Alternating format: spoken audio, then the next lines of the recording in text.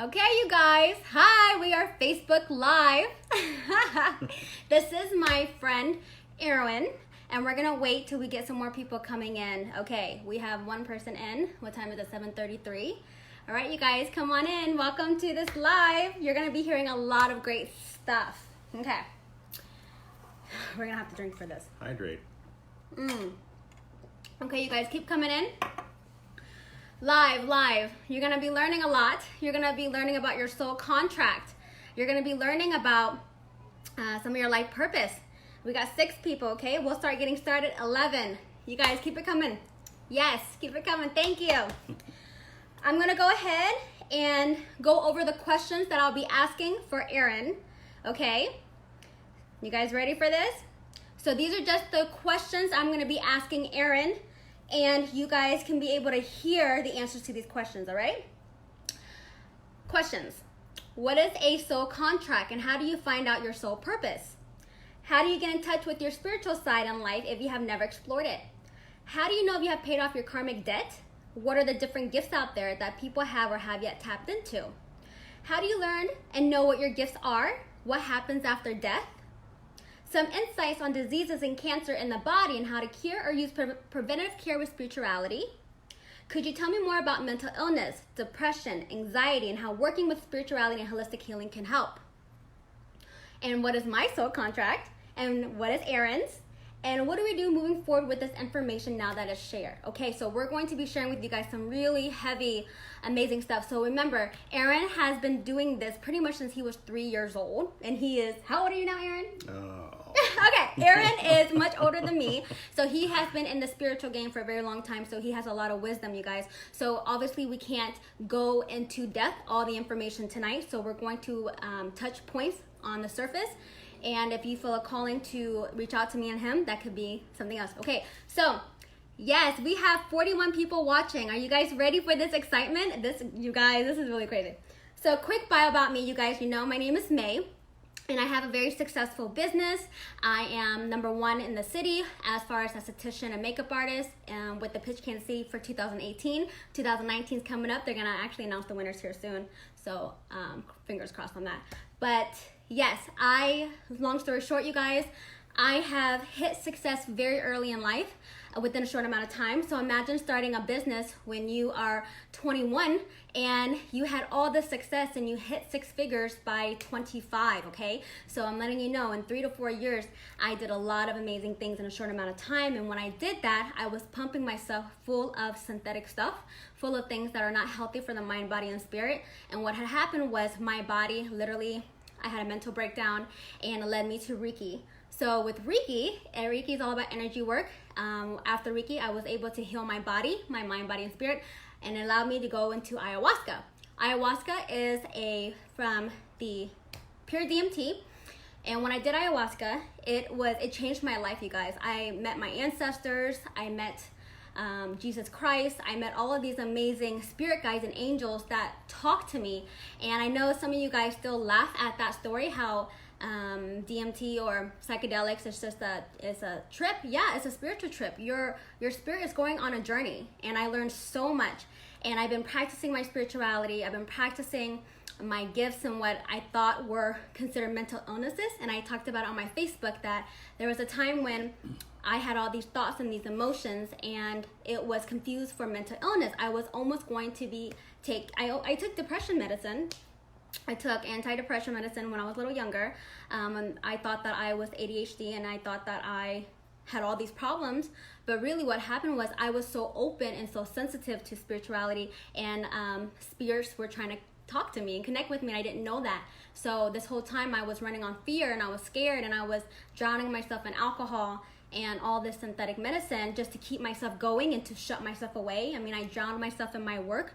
I allowed myself to just pump out production and not focus on me, and that's what led me to spirituality, is that breakdown, is that pivotal moment. Okay, you guys, so after Reiki, after ayahuasca, and channeling that into my life, I went to a metaphysical fair And I've heard about a little bit about starseed and indigo children. I'm learning a lot about spirits and the different kinds of spirits and the different realms and different dimensions. So you guys don't know this, but we are in 3D form. We go up to the 12th dimension. I learned that I am from the 12th dimension. How cool is that? So long story short, I went to a metaphysical fair. I was the last one there while they were closing up. And something told me just to stay. My spirit guide says stay. Everyone's leaving, but stay. So I stayed, and Aaron walked by, and he just looked at me, and he was like, "You're a starseed child." This is like maybe 4 months ago. And I said, "What is a starseed child?" He goes, "It's you." I said, "Tell me more about a starseed child." And he was like, "You're here to be on the earth to raise the vibration of the universe. You're a light worker." And I said, "Yes, I am. I just found that out, that I'm a light worker." And then he started laughing, and we talked for 2 hours with him and his beautiful wife.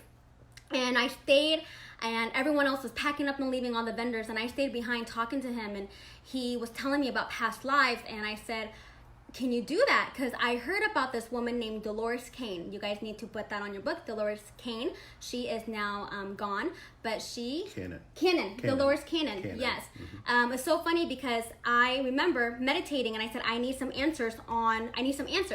Went on YouTube, and this video led me to Dolores Cannon. And I said, I have to meet her. I didn't know she died already. I was like, I have to meet her. I want to learn from her because she was able to do past lives regression.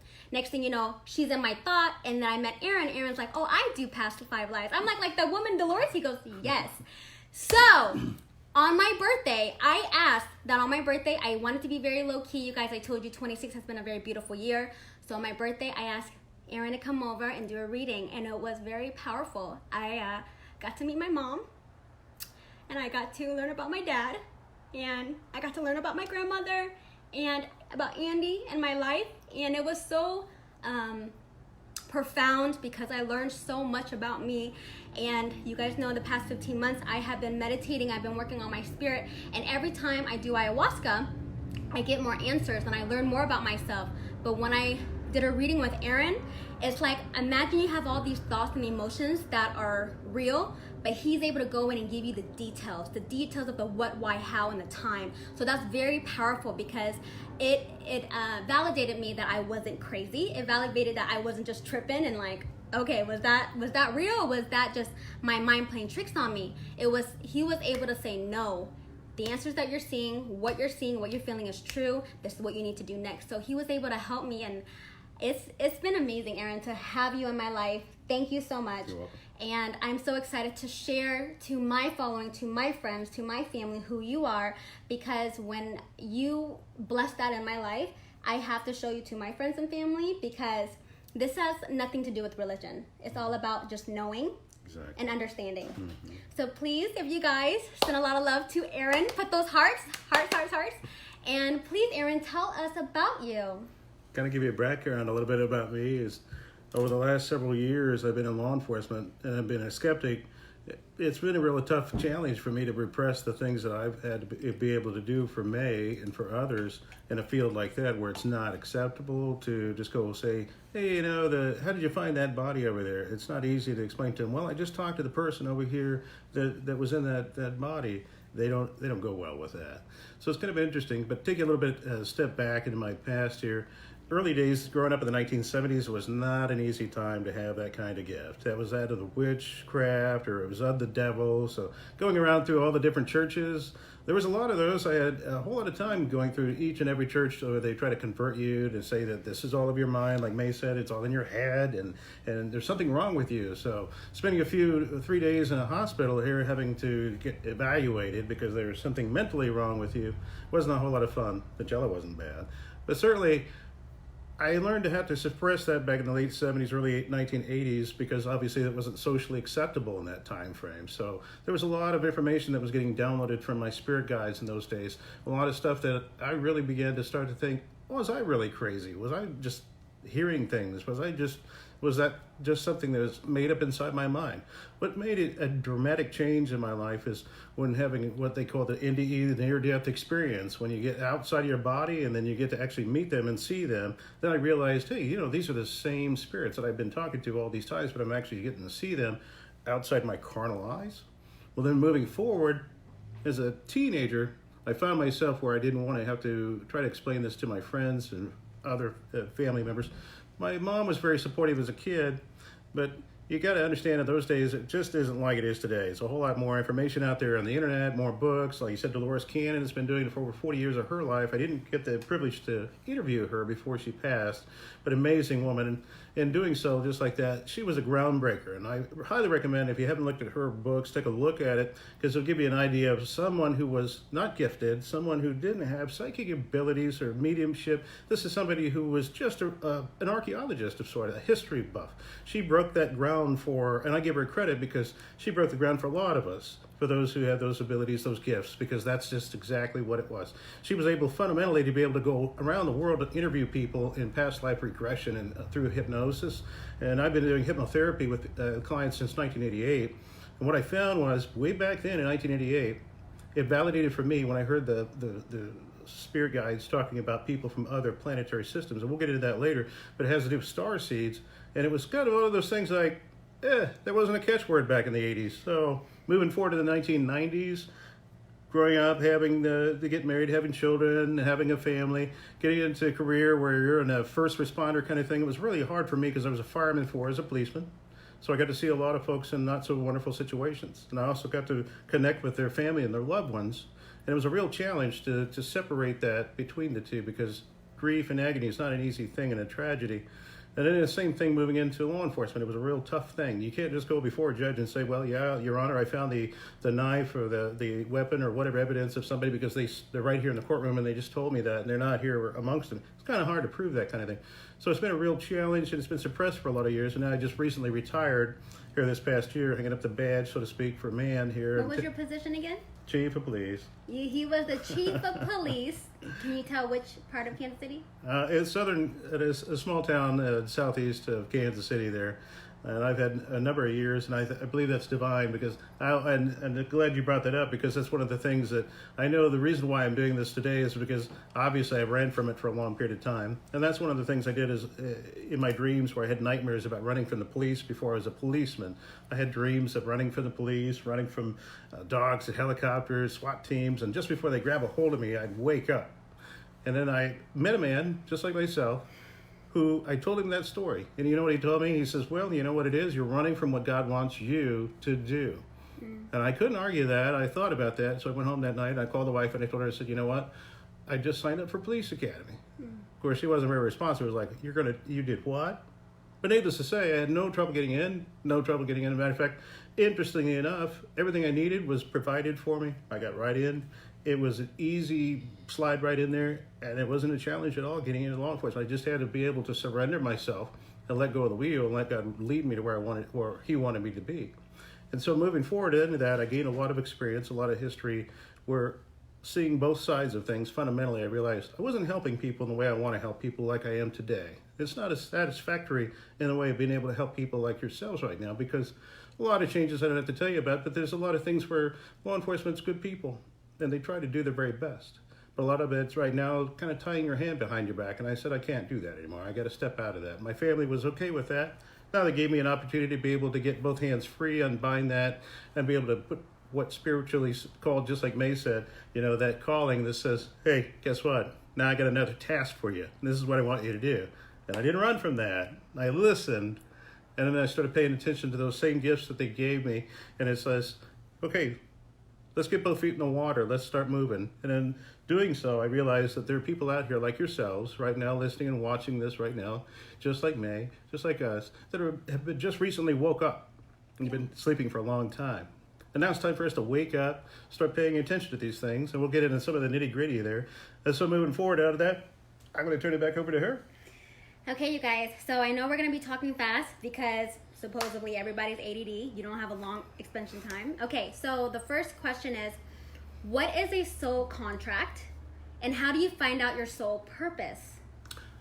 Soul contracts, they're between multiple people, not just one or two, where you have a twin flame or an individual where you, that individual yourself, have a contract where that soul may very well say, in this case, like I said, there was a design where God wanted me to do something and I ran from it. So if you think about it from a biblical perspective, Jonah ran away from what God wanted him to do, got swallowed into a whale. So if you realize there's a soul contract, there's something inside where you've already had a decree is what it is. So the contract is this is something you're supposed to be doing, but you're not doing it, and you don't feel like as though this is fulfilling in your life, whatever it is. Just like I didn't feel fulfilled in law enforcement. You feel that urge to do something different that you haven't been doing. And that's that contract that's out there. Subconsciously, you know that. Consciously, you may not be aware of it. This is that opportunity for you to be able to start taking a look at it. More often than not, that contract has something to do with these things. Helping others before yourself, right?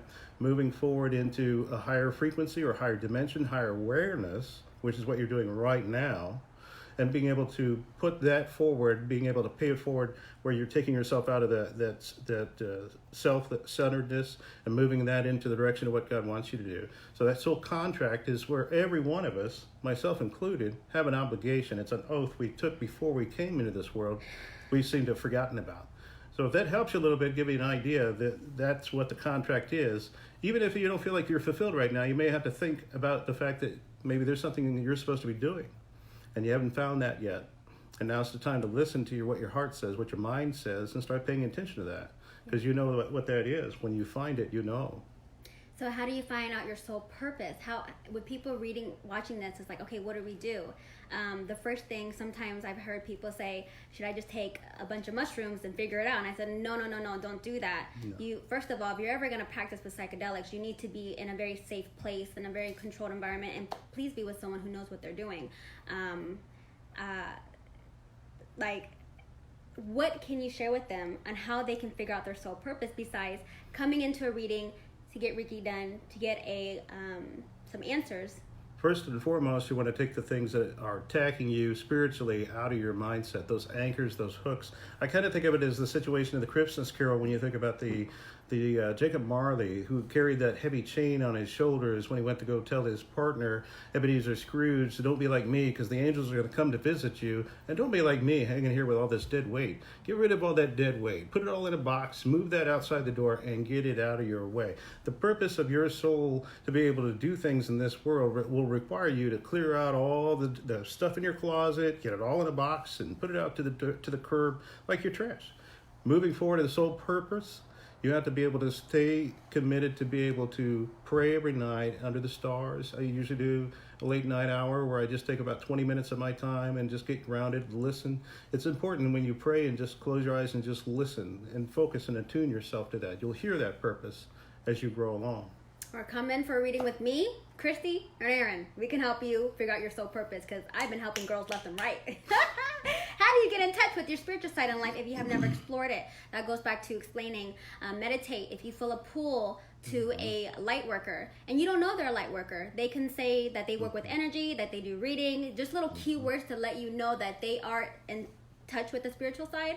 They can help guide you, because we're not here to hurt you. There's the dark side of spirituality and there's the light side. The light side is we already know what we're supposed to do, and we're just supposed to here to show you your light and allow you to be free. Dark, we don't do that, you guys. And can you please quickly explain to them the difference between dark magic, dark light, compared to light magic and light work? Real quick, real simple. In the light, anytime you think about it, focus on a room. Right now, if you imagine, as you're watching this right now, if the lights went out and you couldn't see us on this, and all we had was a candle right now to light it up right now, okay? So if you imagine that's the only light that you have in the room right now. That's the light that we're talking about. So if you think about if you were to light a candle, turn out your lights, and you could practice this at home. Put a flashlight over that candle and then look at the shadow on the wall. You'll notice that there's no shadow reflected from the light. That's the difference with the light versus the darkness. So when you see a shadow on the wall and you see something out of the corner of your eye, or feel like there's something watching you over your head, it's not always nefarious, but when it feels wrong inside in your spirit, you'll begin to understand that vibration. And it's all about frequency and vibration. I'll get into that here in a minute. But that's where, when there's light, there's no darkness.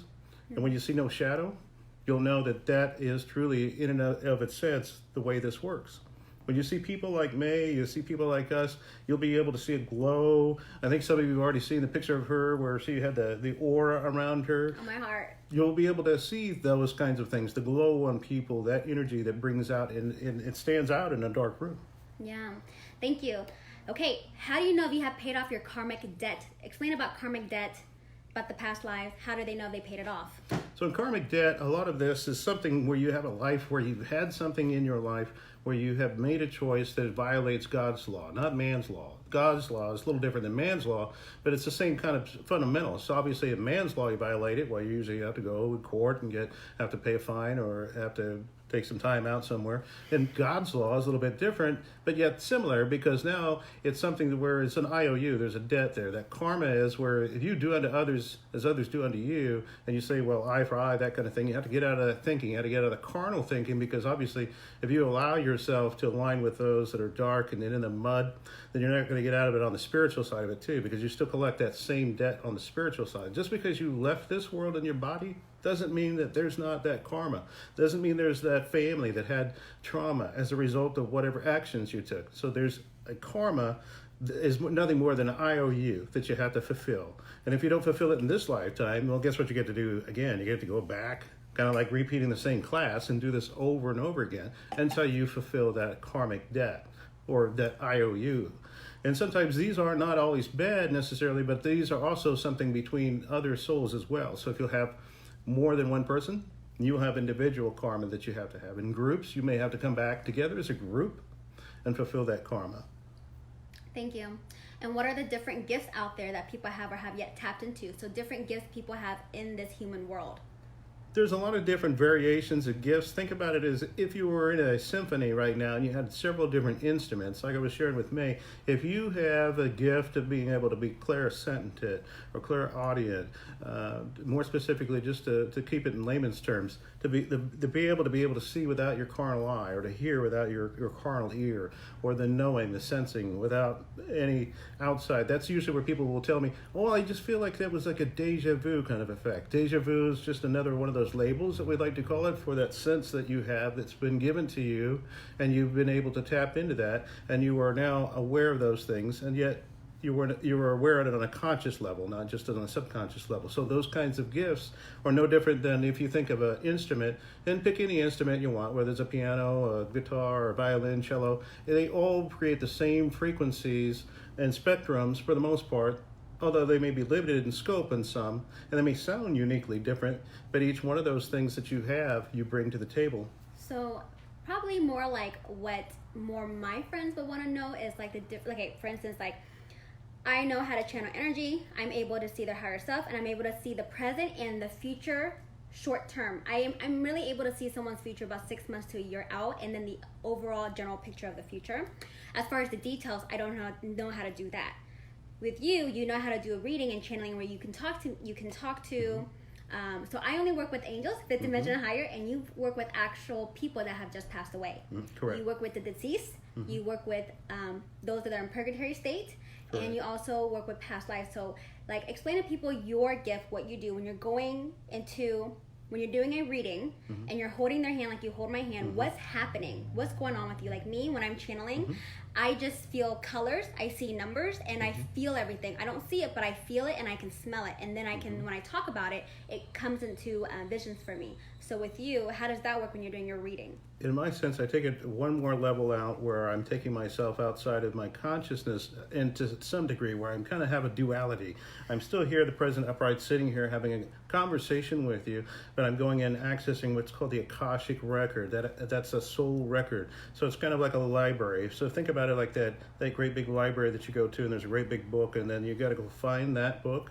So with your individual soul identity, what I have to do is I have to connect to that, just like remember those old showing my age, the old 3x5 index cards, and then you got to find the book, the reference book, you got to pull that book out, open it up, and now you have to look through it and journey through it. It's kind of like a holographic image. You'll see, you'll hear, you'll have third-party perspective of a soul, where now I have things coming into my mind, and I'm beginning to start seeing those things and knowing that this is the individual soul, and connecting with that individual, I begin to realize, okay, this is where we're at, and it's going by pages in a sense, kind of like going through flipping your channels with your remote control of a sort. So it just goes back and forth. Does that help you understand a little bit better? Yes. But you have a lot of friends in the spiritual world. So what are some other gifts? Because I have clients and I have friends who are reaching out to me saying, I think I'm a light worker. I think I can see things. I can feel things. Right. So one of my friends says that when she's channeling, she needs to have a pen and paper, and she'll close her eyes and she will get the message. She'll write it. She won't remember what she's writing, but she'll write it, and then the message right there. That's one gift. What is another gift that you could share that maybe someone's struggling with and they don't know what it is? So that's an automatic writing where typically a person is using some sort of a device, whether that's anything from Ouija boards, pendulums, even your tea leaves, anything that's a physical device, a mechanism of sorts. And it's like May said earlier, you want to be aware that if you're going to use those, I don't say that those things are necessarily bad. Those are tools in your psychic toolbox. Okay, but certainly before you start dabbling into those kinds of things, and it doesn't always make a difference whether it's a tarot cards or what it is. Just make sure that you clear the energy around you and where you are at. Create the environment right for nothing but light to come into that environment, nothing darkness. You don't just go and take it off the shelf, put it on there and say, okay, let's go do this. Make sure that you have, like Ephesians says, the whole armor of God in a sense. You want your angels there present. You want to seal the room from any dark energy. Bringing anything into that paper or that medium, whatever it is, make sure that that's something that's connected from the source. Okay, so that way you don't have anything that could alter your perception from something that's dark energy. Just make sure to cleanse the home, cleanse the area, the domain, wherever it is that you decide to sit down and start using those tools. Clean that area very, very well. And we can get into that later on the cleaning part of that. And I do have to share something with you guys that I've never really told anyone, and I haven't even told you, Aaron. When I ran away from home at 17, okay, your girl May has been through some crazy stuff to get to where she's at. When I was 17, when I ran away, I was jumping from place to place. A Ouija board came in front of me out of nowhere, and I didn't know it was a Ouija board. It said fortune-telling board with a bunch of cartoon kids, and I said, how cool is that to just play that? Well, long story short, you guys, at 18 years old, I did the Ouija board, and I didn't know anything about spirituality. It just says, repeat the name, do this, open the portal. So I read the instructions and I did it. And the first time I played it, it worked. It moved by itself. And I was like, I think it's because I was so desperate to know about my future, because I had just ran away from home, you guys. I was like, I want to know my future. So it found out that it was one of the person's guardian angel that came out. So it was very light. It was during the Casey Anthony time. Do you remember about her? During the time of the Casey Anthony trial, that's when that was happening. And this angel was able to tell me what was going on. He even told me, don't go back home. Your mom has a dark entity. This is not good. You need to leave. And I was like, okay. So I got really excited and I played it again. But when I played it again, it was not the same spirit. It was a different spirit, and it was a really low vibrational spirit. And that's a really dark time in my life that I have not yet to share. Andy just found out about it. Some of my close friends just found out about it. But it was something really traumatic and really dark. And when I have the courage to share that part of my life of what happened, but it's not a joke. For 2 weeks, I was haunted. I was it played on my thoughts. It played in my vision. It was very dark, and that's what led me to go get spiritually cleansed by a monk. And this monk was a psychic medium who was able to channel different goddesses in the Buddhist. And so that's a whole nother story, but I do know what dark energy is because I accidentally went into it not knowing how to protect myself, not knowing how to sage. And when I tell you, this monk said to me, if you do not do what I tell you to do, if you do not ask for forgiveness and do not ask for these different gods to protect you, you will die, May. And it was a wake-up call, and I had a near-death life experience, and it was very hard. So 17, 18, that was really hard, really dark stuff. And I just remember that I did this whole ritual and I got cleansed. This darkness came off of me. And I remember just getting a phone call from this monk, and she said, you are forgiven. You are never allowed to touch a Ouija board. You're never allowed to speak of this entity's name again. You're never allowed to do this. And so that's when I really believe in God. It's when I was had a near-death experience, and that happened. So this monk told me, God is real. Do not mess around. Don't ever play with stuff you don't know about. Don't ever touch things you know nothing about. So that's why I want to be very open and honest with you guys that when religion did not help me, I turned to spirit. I turned to this board that says fortune reading board because I was so desperate to know about my future, and got sucked into the wrong thing.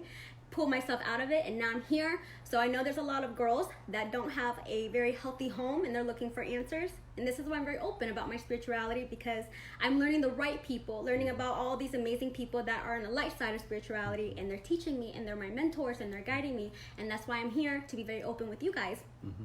So when that day comes, I'll talk about that. It was the worst 2 weeks of my life. Like, I mean, talk about not eating, not able to sleep. I mean, it was so bad that I thought that I was really going crazy, and it was bad, okay?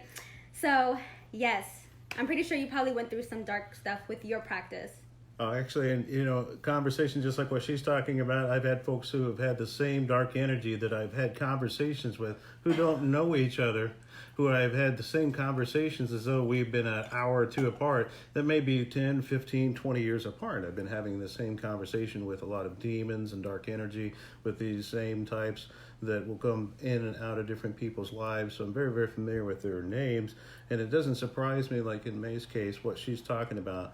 It may very well vibrate inside you, and you're nodding your head and saying, yeah, I know where she's coming from with that kind of thing, because there's been something you've decided to say, oh, okay, let me give this a shot and dabble at this or dabble at that. Make sure that, like she said, take the opportunity that if you're going to go into something like this, make it no different than if you're going to get into your car right now.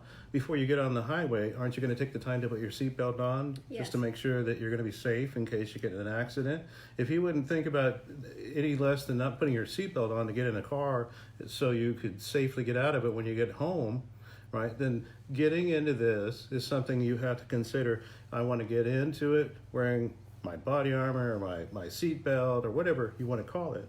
And that's certainly the way to do it.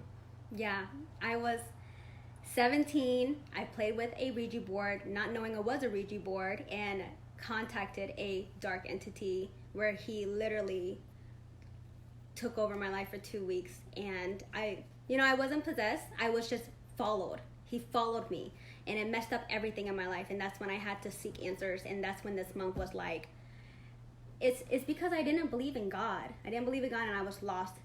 So, girls, if you're young and you don't believe in God and you're looking for answers and you're going into a dark down path, that might happen to you, and you might not come out of it alive. I don't know how I did, but turns out I'm a starseed, I'm a light worker. I had to go through some major shit to get here.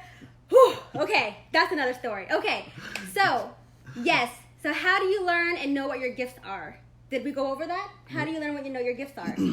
Some of the things and we did, and let me kind of give you a quick synopsis of that. As you grow and you develop what they say, the thin veil of forgetfulness is lifting, right? You become more aware of things that you never felt before, or start to sense things you've never sensed before. There is in and of itself in everybody that dormant, that innate ability to be able to do the things that at any time you so desire, it's there, it's available for you. Think about it like, as I said before, like an instrument. If you first pick up a violin or cello, you're probably not going to go off with Mozart or something like that. You're going to have to start with just the basic chords. You first have to learn how to walk, but before you can walk, you have to learn how to crawl, right? Mm-hmm. So we can't run in this world before we learn how to walk, and then we have to learn how to crawl before we can walk. So it's just those baby steps. Every footstep goes a little bit further in your journey. Yes. Now, this is a very important question. What happens after death? That's actually easier said than done. This is nothing more right now. It's like this jacket. I can take this jacket off and I can hang it on the closet and go on and put another jacket on and then just walk on about my day and go do something else. So if you think about, you get into your car and you go to work or school or home or wherever, you get in that car. What if that car breaks down on you while you're on your way to wherever you have to be? So you have to call somebody and say, hey, listen, I need another car. My car's broke down. I don't know what's wrong with it. So you get out of that car, you get into a new vessel. In after-death experiences, this is getting out of that body or that suit and getting into a new vessel. Does that make sense? You're just stepping out of one old vessel, old car, or old jacket, or old shoes, whatever analogy you want, and something new that you were already in existence. You just now have, the blinders are off. You now can see everything around you. You can go, wow. This is an opportunity for you to be able to travel into other dimensions and other places outside of just the scope of this third dimensional matrix. So, I would like to also share something with that. I'm learning a lot about what happens after death. Going back to, if you guys can please look up Dolores Cannon. She has interviews and books about what she does is she's not even a psychic or medium. No, All she does no. is she's a historian. She's a historian, hypnotherapist. You guys, 40 she has years. worked with over thousands of people. She has literally said, do you know what heaven is? I know. Do you want to know what hell is? I know. And I've been listening to her, and just to go get a gist, because this is really important that you guys know this. When I did ayahuasca, this is a very beautiful story, and I want you guys to take this to heart. When I first did ayahuasca, I remember looking at the clouds, and I said, Pachamama, I would like to know what heaven and hell is. And she said, are you sure about that? And like in a, not a mocking way, but in a teasing way. And I said, yes, I want to know what heaven and hell is. She said, okay.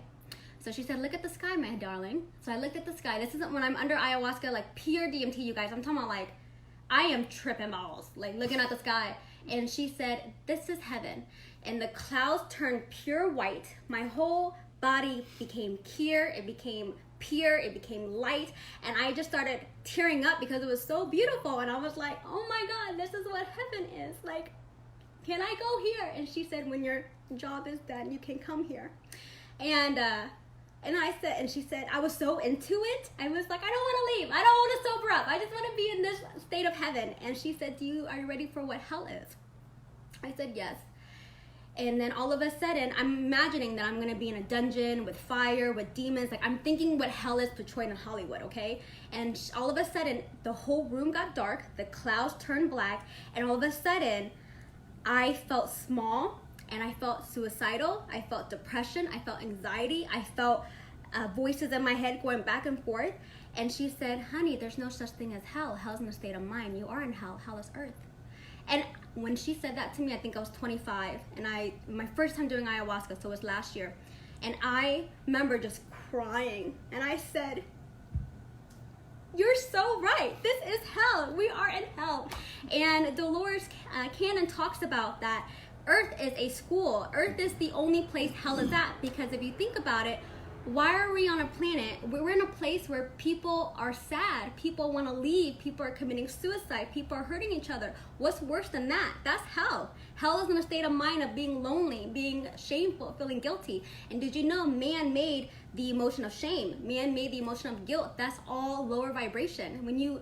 It was so profound to me when I learned about life after death. And when I found that out, I started really going into spirituality. And that's when I met Jesus Christ doing another ceremony.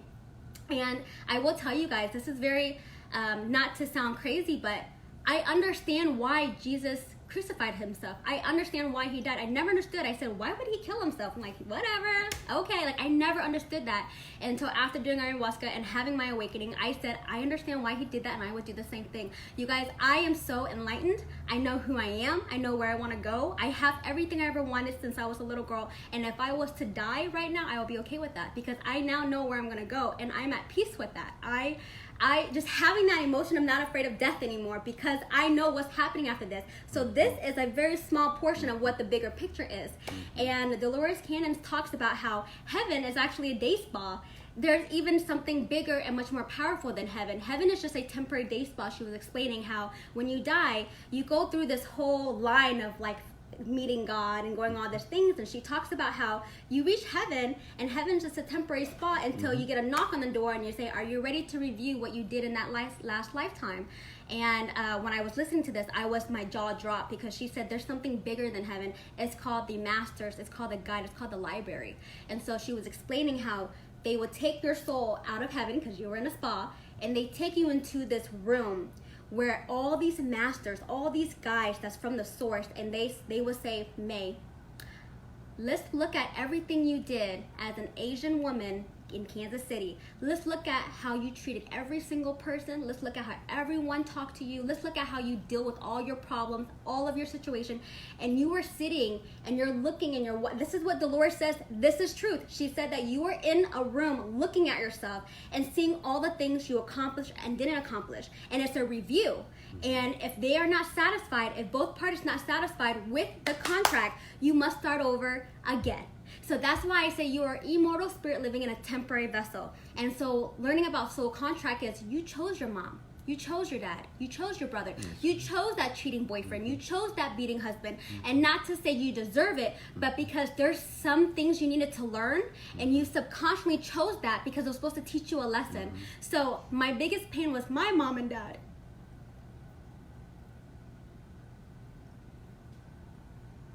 My biggest pain is my mom and dad. And with Aaron, I got to find out what had happened to my mom and dad. So, that's another conversation I'll talk about. But I found out my mom and dad, you guys, my mom and dad came here only just to make me, not to be my parents, not to love me, not to give me anything, just make me. And we all agreed. And I will tell you this, you guys. All my life, I hated my mom. I'll tell you another story about that. All my life, I hated my mom because I never understood, if you were gonna have me, why would you act like this? But it turns out that my mom and dad was the only person at the right time that could birth me, and I came at a request of my great-grandfather. So, you guys, there's a lot of reasons why you have some hard times and some struggles in your life because you subconsciously chose that hard, because that's the only way you will be able to wake up. That's right. If it wasn't for my mom and dad, I don't think I would have waken up. I think I would be very spoiled. I think I would be very surfacey, very fleshy. I would be all over the place, and I would not treat people kindly. I think I would be very selfish and materialistic. I don't think I would be the maid that you guys know me as. So I am very grateful that my mom and dad is my mom and dad. However, I learned why they're my mom and dad. So, yes. Woo. You want to add that? And it certainly goes hand in hand with what we were talking about with the soul experience. So when you come into this world and you've got multiple people who, like in May's case, there's the group or soul group. Everyone has a soul group. And by a soul group, simply put, there's a group of people that have accomplishments that have yet to be met. So that the way God puts you in this group, it's simple. It's just like what we're doing right now. Light workers attract light workers, and when there's a group, you come into that circle, you're coming into this world. You may not even know one another, you may not be related to each other, but you're still brothers and you're still sisters through this mission. You still have work to do.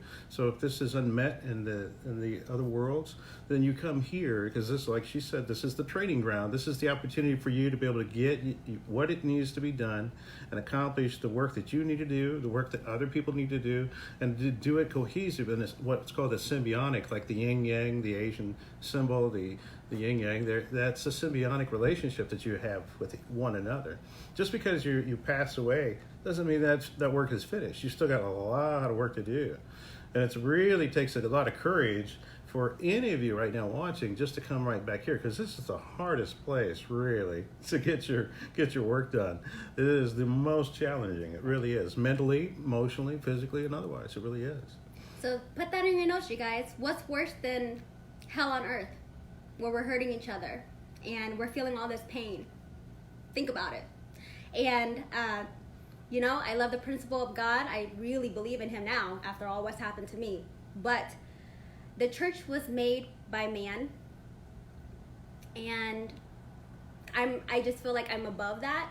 Not that I'm above the church. I'm just above that whole practice, okay? Because I was brainwashed and manipulated to feel anything outside of that. I was sinful. I was guilty. I was doing something demonic.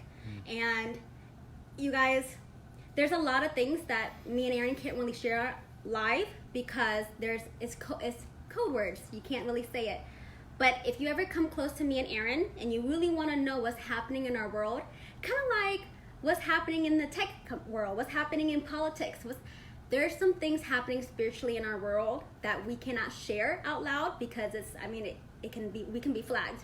So we do know some really big answers, some dark answers, and we actually know what's going to happen the year 2020, the year 2021. We just know. The spiritual world people know. And I just wish that some of you guys can just wake up and find these answers so that you can understand how to handle these emotions, so that you know how to take care of your family, so that you know how to meditate and pivot through some of these changes that will be happening. I mean, Aaron, can you probably say some big things are happening in the year 2020? Oh, absolutely. As you see, just turn on the local news and look at what's going on with the weather about you. Obviously, Mother Earth is going through her labor pains. People all around the world, all around the planet are hearing sounds coming from Mother Earth, this frequency, and they say, what is that sound? We don't know what it is. No one seems to know. It's Mother Earth. She's transmuting into a whole new dimension, that 5D matrix you hear about a lot. She's actually giving birth, rebirth. She's becoming anew, not just like what you did as a mother or as a parent having a child. The whole planet itself is rejuvenating. So this is really a great time here. And you're also saying because the planet Earth is rebirthing and stuff, it's causing a lot of death because the energy is shifting. That's why you guys, a lot of you are going to see a lot of death happening, a lot of cancer going real fast. Can you explain about that real quick? So cancer happens in a way the body, it's because it starts first in the mind. So a lot of people who have had any kind of, you name it, what type of cancer it is, that's something that's only in this third dimensional form, doesn't exist in fourth, fifth, and sixth higher vecas or vibrational frequency. It only exists here because we're actually made of that carbon body that you're very familiar with. So it doesn't occur anywhere else outside of this spectrum. And so anything of the mind where there's a mash between I call it a war between the mind. You know, you have that angel devil sitting on your shoulder like the old cartoon characters are. One says, do this. The other one says, don't do that. And then the same kind of thing goes on with the cells. As the mind changes back and forth with a kind of like a little gauntlet with itself, with thoughts back and forth, and there's a lot of noise going on in your head. Same thing happens in your body. As a result, the souls begin to start to fight one another. There's a war going on in your body because your mind isn't actually controlling it anymore. So if you're not right here, up here in your mind, making decisions every day when you get up in the morning, say don't pick up the phone, don't look at your Facebook text, don't look at your what somebody else put out there. You take that first hour to get yourself straight, get your mind straight. You get your mind straight, okay? You get both feet on the ground, okay? None of this Instagram and tweeting and all this, I gotta check this update or the puppies and kids. You get your mind straight, then you will find that when your mind is straight, then your body will respond accordingly. So another thing you said to me that's very astounding, all these moms out here that has children that are prescribed ADD, ADHD. Aaron shared something with me that's very powerful. There's a new wave of spirit coming into the world, and can you explain these new spirits that's coming and why these doctors are prescribing ADHD and ADD everywhere like it's candy? I'll show my age here, but I came from the generation where we used to have these little vinyl records you put on a record player, and you'd have a speed. You had to put that big record on a 33 1/3, and you had to put the smaller one on a 78 or 45 speed on the RPMs there. So if you wanted to play it, that 33 1/3 at 78 RPM, it sounded like Chipmunks. But if you played the smaller disc on a 33 1/3, it sounded very slow. So think about your body in the relationship. You're coming into this world right now, and you're a light worker. You're coming in a high vibration. You're coming in at 78 RPMs, okay? And you're in now a 3D matrix. So you're in a 33 1/3 world, playing a 33 1/3 game, okay, and you have a mind process. Your spirit is actually 78 RPM. So when you're going into class, like I did as a kid, and people say, well, we think that you have some sort of what do we call it? Attention deficit disorder. It's not a really disorder. True? That's not true, guys. There's no such thing as a deficit disorder, okay? So this is people in a 33 1/3 mindset. Think about this from the record player I was just describing. So their speed is 33 1/3, which in a relationship would be like doing 35 on the highway, right? For those of us. Make it more simple. Yeah. So you think about it you've got a high vibration. You're doing 90 miles an hour in a 35 mile an hour zone. Everybody else is blowing right by. So long story short, Aaron, all these new spirits that's coming into this world are literally light workers. They're coming from the 12th freaking dimension like me. You're being compacted, your fragments going down to 3D. When you're going and doing that, you're hyper. You're trying to get out of your body because you're not used to being in a vessel, you guys. You are a mortal spirit living in a temporary vessel. When you're from the 12th dimension and you're coming down into a human form, spiritually, you're not comfortable with that. You don't know how to do that. So all these children are acting up because they're hyper, they're excited, they're trying to be this next big thing in the world. And what are these doctors doing? Giving you medication to retard to dumb you down, and fluoride in the water, calcium. You guys, I just want to say that like me, if I do not meditate, if I don't ground myself through meditation, if I don't sage my home, I will go mentally crazy. You will see me in the psych ward because I will be talking crazy because I'm like da da da da. I had to self-heal instead of self-medicate. I had to self-meditate instead of self-medicating, okay? So by self-healing, I learned, wow, I'm a very big thinker. I need to learn how to articulate my thought process and know how to handle my emotions, because if I don't, I can be in a place where they put me in the crazy house because I think so big and so up there. So a lot of your children is very smart. Instead of just giving them pills, maybe learn about their abilities, learning about spirituality, learning about Reiki. Maybe what all they need is to learn how to meditate and be grounded.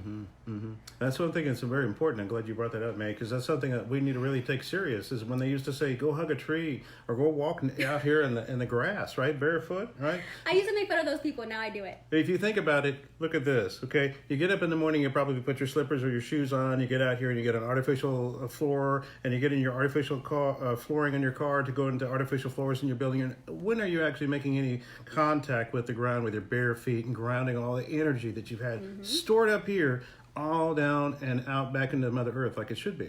How often do you do that? Yes, and real quick, another thing, you guys. I am not, I will say this. I am not a fan of synthetic medicine. I'm all about medicine from the earth. I'm all about that. I'm all about holistic practice. I'm all about preventative care.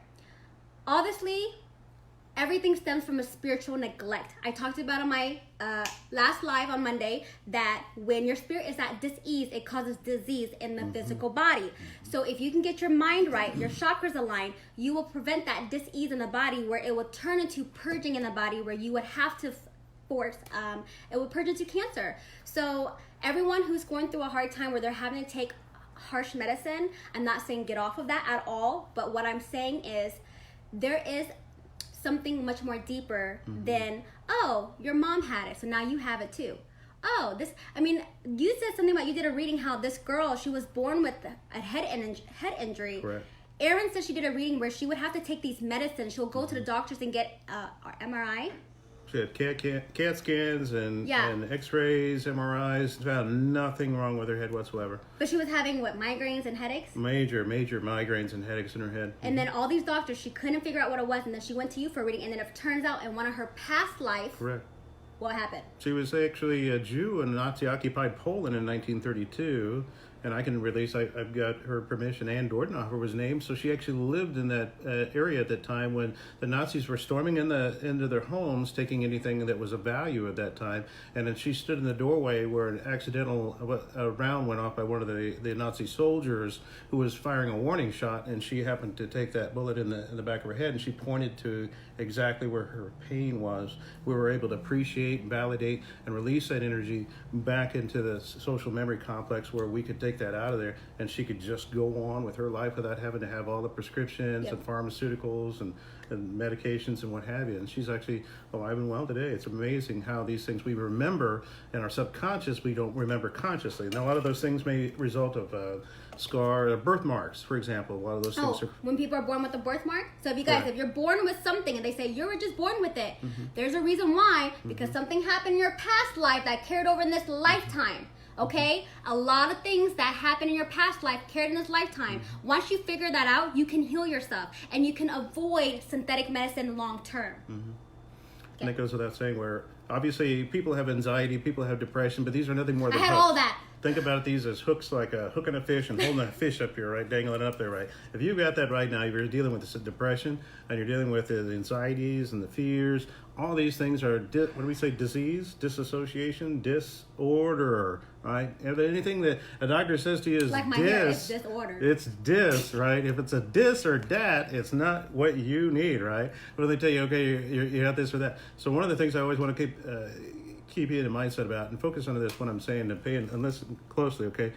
You are an amen body, okay? You're an amen mind. You're an amen spirit, Amen. Okay? Amen. When you've ever prayed and you say the words amen, you ever realize what you're really talking about is that soul, that like same soul that you and I are connecting? We're amen body. We're a higher vibration. We're that 78 RPM, okay? So if you come back here and you leave out right now tonight and you go home, or if you go back into the work tomorrow and you hear somebody saying something that doesn't sound like amen to you because you're an amen thought process right now, and you're talking to somebody that tells you got a disease, a disorder, a disassociation, that's a human. That's disrespectful. Right? That's so disrespectful. Think about it, of the waves of the octaves of a sound vibration, okay? We operate at amen. Okay, wait, I'm lost.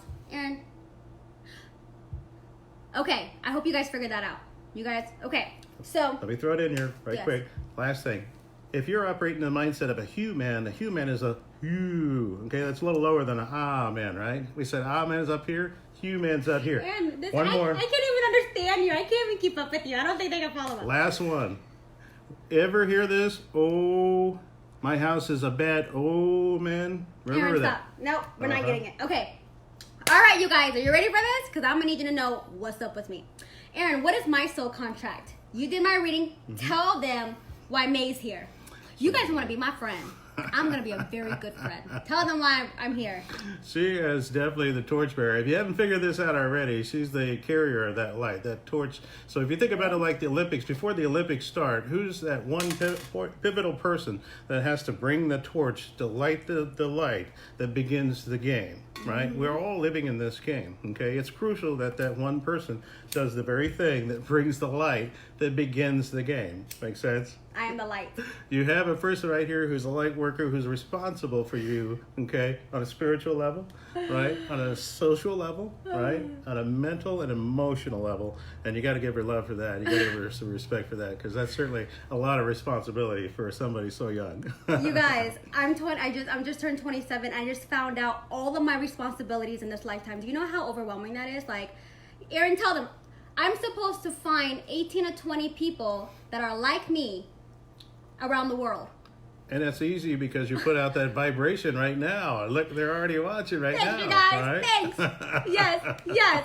So I'm supposed to find 18 to 20 people. And if you guys feel like you're supposed to be in my circle, well, what was our duty? What am I supposed? Okay, the first homework is May, find 18 to 20 people, get them under the same room, and then what?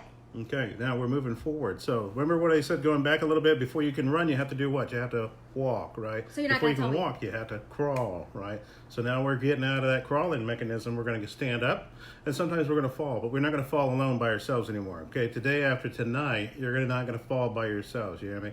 You're actually going to have us with you, and we're going to help you because we're brothers and sisters after all, right? So we're going to pick you up, we're going to dust you off, we're going to blow you off, we're going to set you back on your feet, and we're going to put you back on the task because you have a task to do. Okay, so this is your cheerleader in a sense. This is a group where you can actually kind of talk about those things that we're just talking about. When you have those kinds of days, you need to We ask know those about questions, everything. right? I know everything. You Because I gotta- go meditate and talk to them. Yep. So what is my homework? Once I find 18 to 20 people, then what? Can you just tell me that part? Circles like this is actually ripples. Think about it like throwing that rock in the water or that stone in the water, right? When you throw a stone in the water and there's a ripple, right? There's a small little ripple. May's right now putting that little small ripple, and you can come into that too, and it's going to make a bigger ripple, right? And then before you know it, our ripple is going to go out, and it's going to go all around the world. It's going to go global. Okay, this isn't a revolution. This is called evolution. Remember, guys, this is a spiritual standpoint, okay? Spiritual standpoint. So Correct. I thought I want to be a millionaire, billionaire. That's still cute too, maybe one day. But my biggest purpose is spirituality.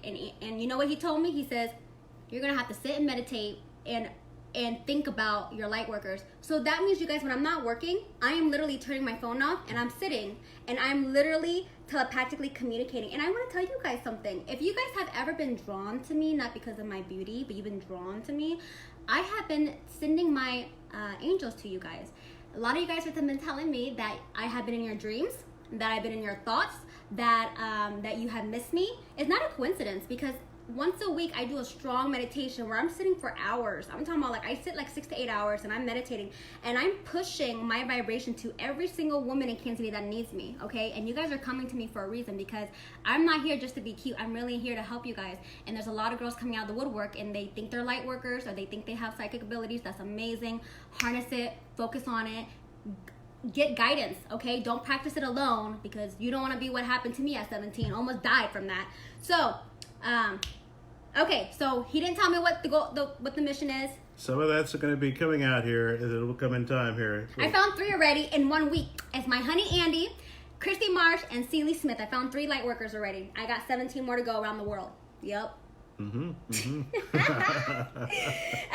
and then what is your soul contract in this lifetime? I got quite a bit of a task because I'm kind of the keeper of those truths there. There are a lot of those things that have gotten lost over time and have been destroyed by my man. Obviously, there's been a lot of those secrets that you may have heard a little rumor thereof. Those things are right now, I have to kind of say that it's like the keeper of those truths. So you have to stay on focus. So think of me as that coach. when you got that game, when you got to go over here and you go over the rules and how the play goes, there I have to keep all Okay, those. what's your soul contract, Aaron?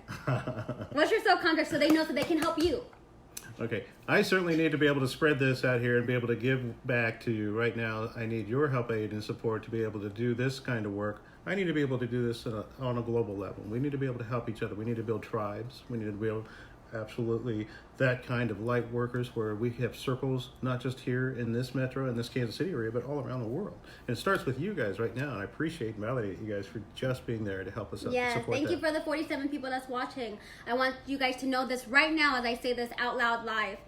I am moving my business. The universe is knocking me out of my feet, you guys. It's pushing me to places that I need to go. I didn't think I needed to go, but I need to go.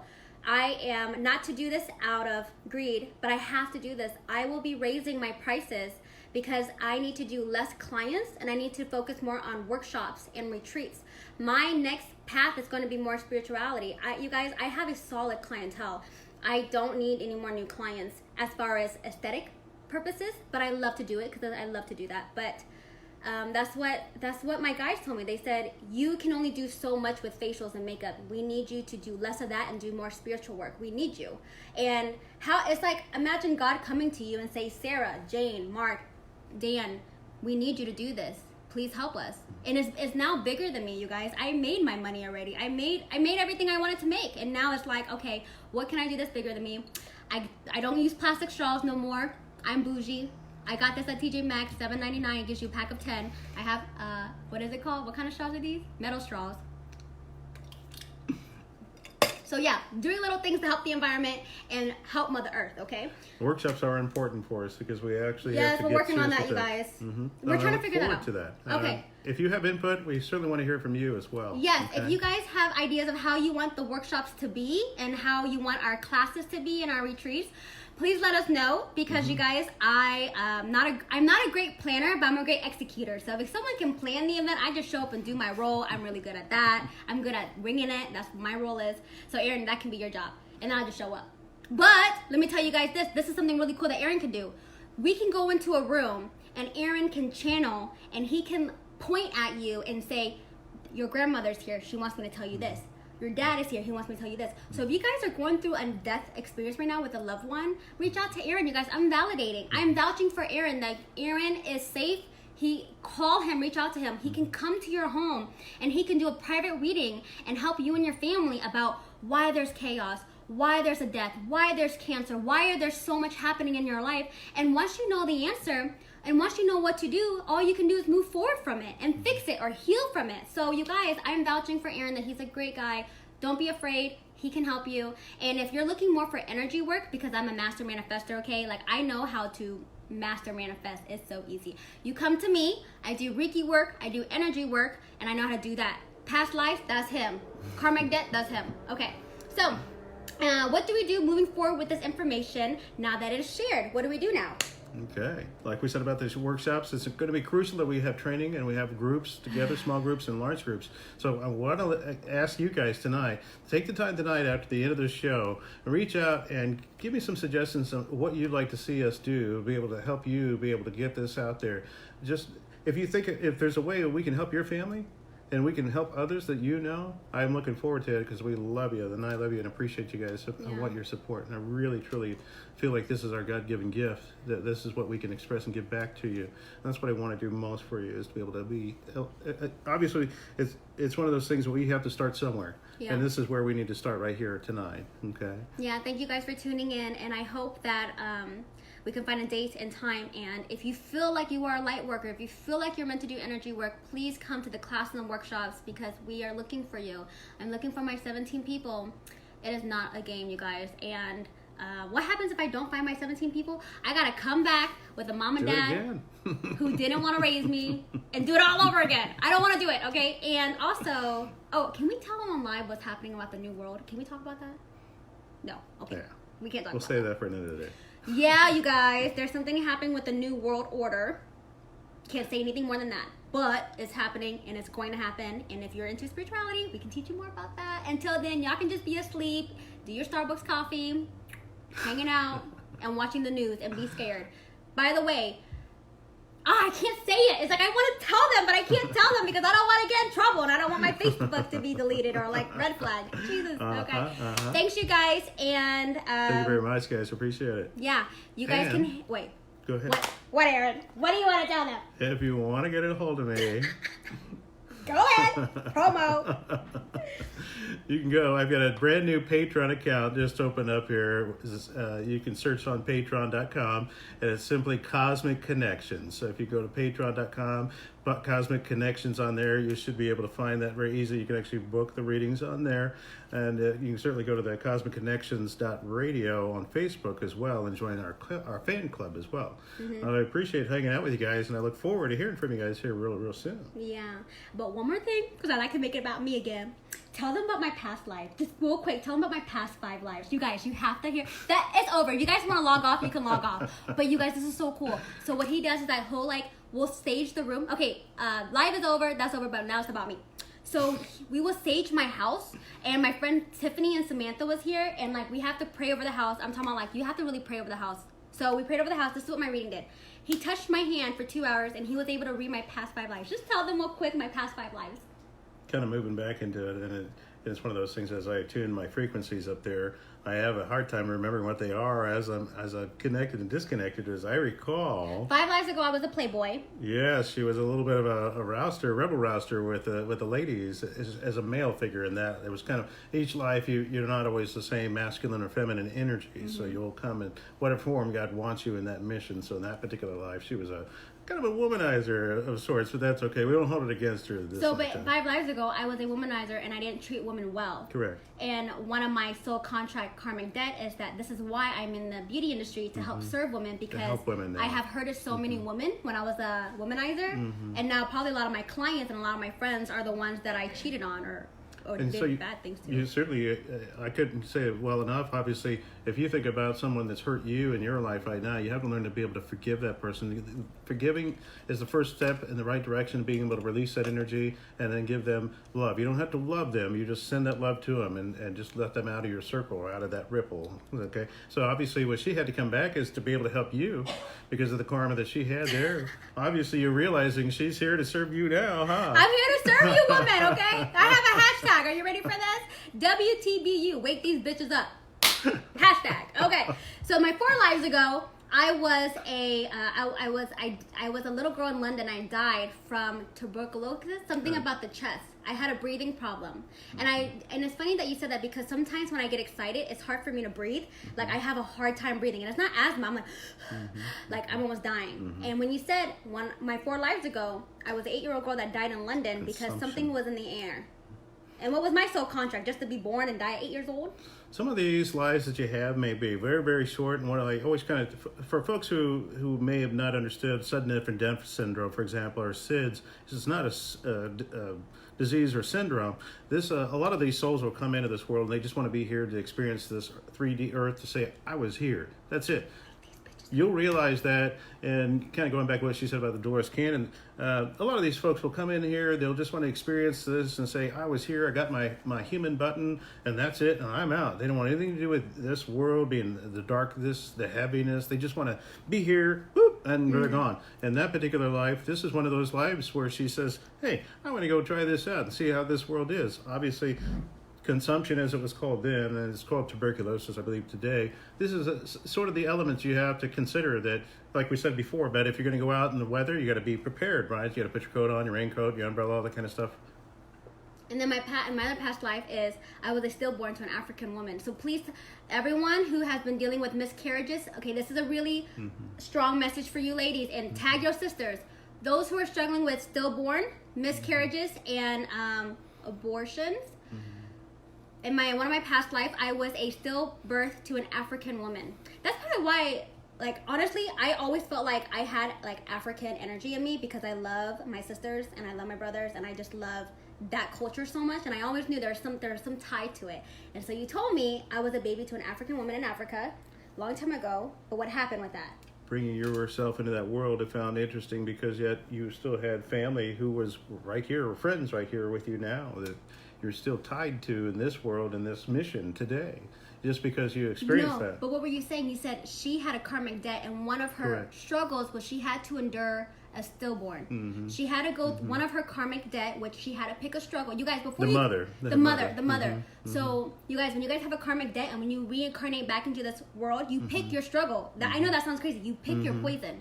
So her struggle subconsciously, she picked to go through the struggles of a stillbirth. So I was her first child, and right when I was born, I died. As a light being, I sacrificed and said, I will be a part of your soul contract to help you. Once I come in, I'm going to be gone. So it was really sad. I mean, I cried with that because I don't even know who she is to me now. I don't know where that comes from. So yeah, and then in my past life, this is really powerful. I was an old, wise Asian man in the Han Dynasty, and I lived up in a temple. Do you remember that?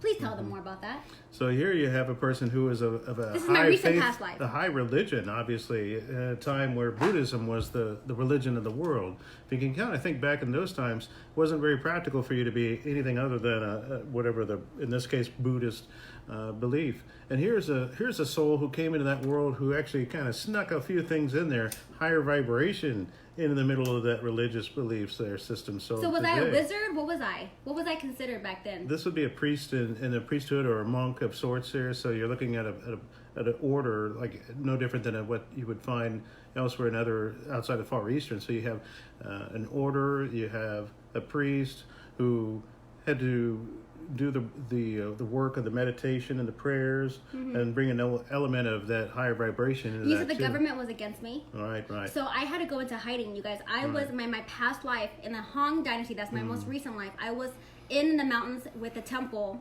and I had to hide from the government because I was teaching. I had students. I had a following. I was into the future. Unfortunately, they were not the best times to be doing that sort of thing with a lot of clash going on. So they thought I was like a witch. Oh, yeah, of sorts, yeah, because they don't want anything to do with the old world. They want to destroy that, burn that down, and get them out of there. Yep. You know, that's the best way to control them. And unfortunately, she was like, I'm not having that.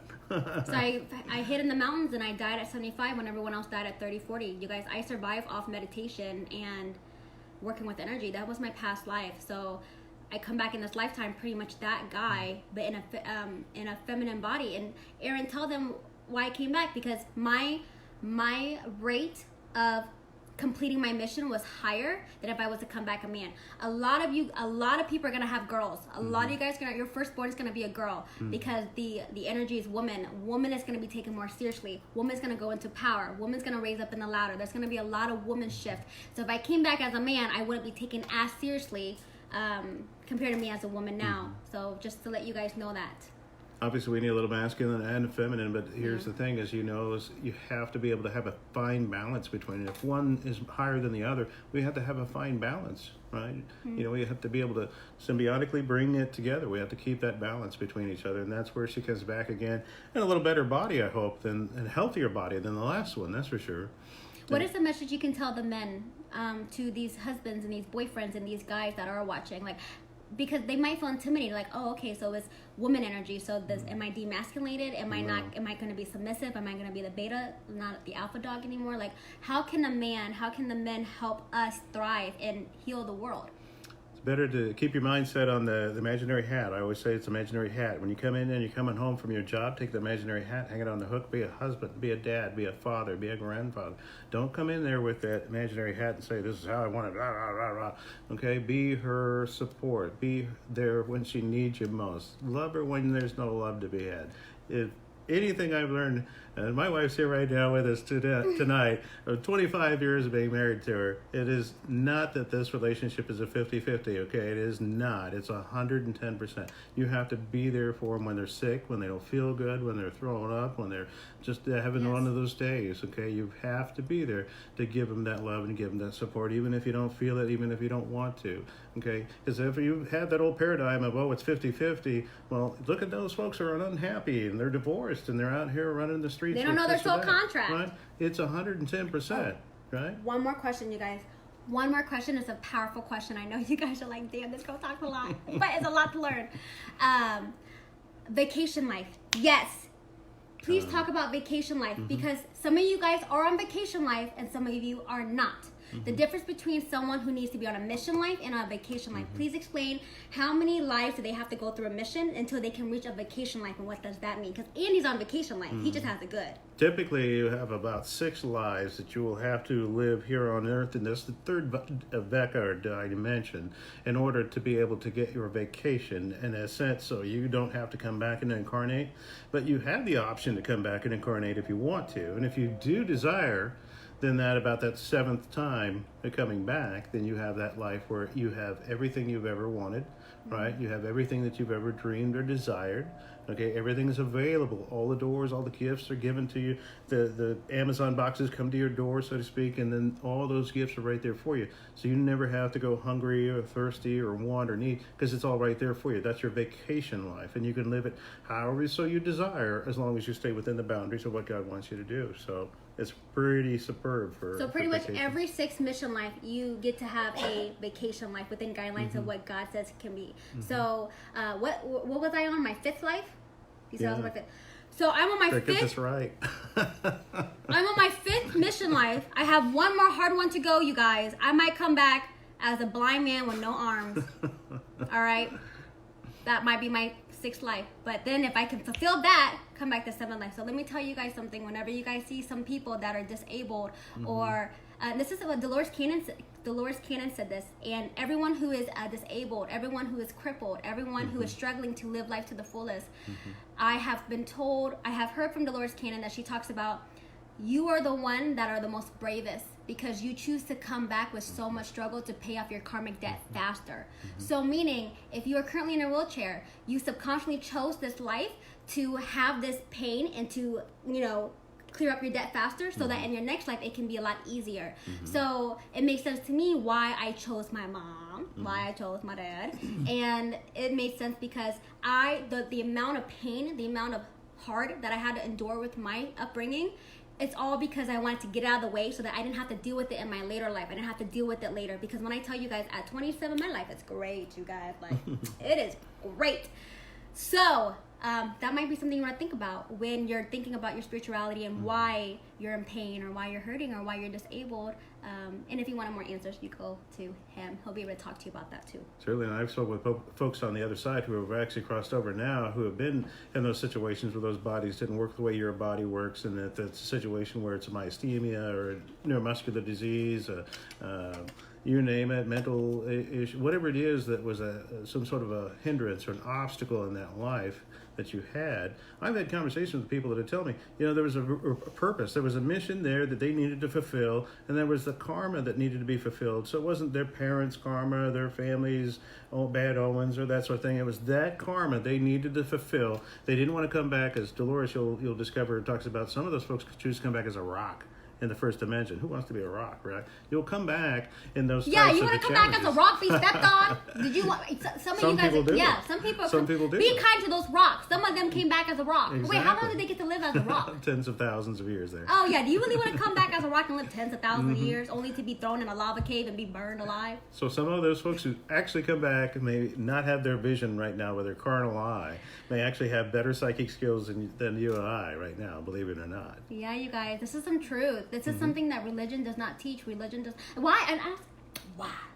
Why does not religion talk about this? Why do they hide this from me? I'm mad.